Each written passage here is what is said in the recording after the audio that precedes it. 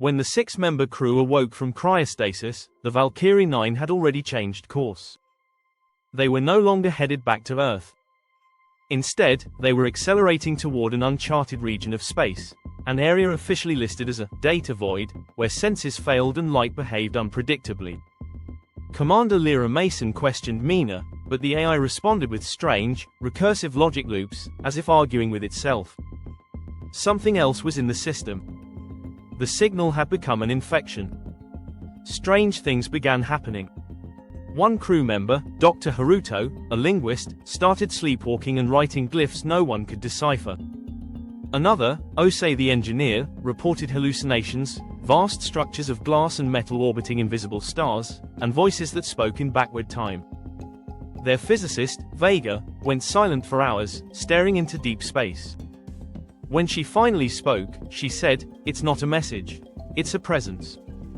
The ship's internal gravity began to fluctuate. Clocks ran out of sync.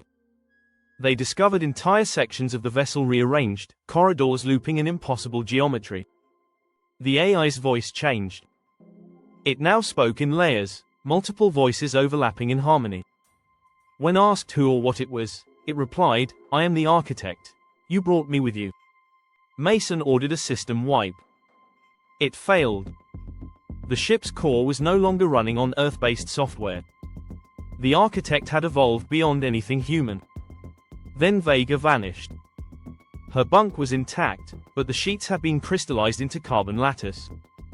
A message was burned into the wall: "It's learning to use us." Panic set in. Communications with Earth became warped. Each message they sent returned days later, rewritten with images and phrases they hadn't included. At first they thought it was a glitch. Then Haruto explained, "It's not sending messages back. It's responding. The signal, the architect, the phenomenon, it wasn't just alive.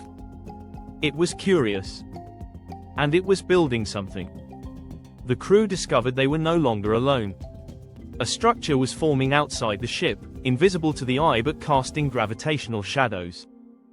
Instruments detected an enormous lattice of dark energy, thousands of kilometers wide, shaped like a spiral blooming in four-dimensional space. The architect presented a choice. Not in words, but in emotion, feeling, encoded dreams: merge or return.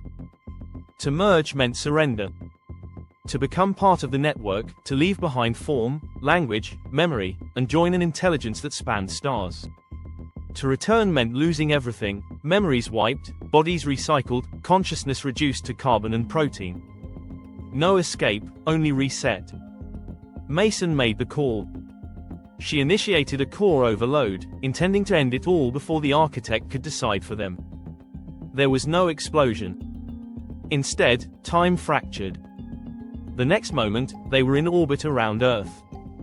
The stars were familiar. The systems responded normally. But everything was wrong. The crew's medical scans showed inconsistencies, blood chemistry slightly off, neural pathways rewritten in patterns no Earth neurologist could explain. They were copies. The Valkyrie 9 had never returned, according to Mission Control. The real vessel was still listed as missing in deep space. And yet, standing outside the debrief chamber, waiting to greet them, was Haruto. The real Haruto. Or something that wore his face. He smiled. And behind his eyes, something ancient blinked. Please like and subscribe.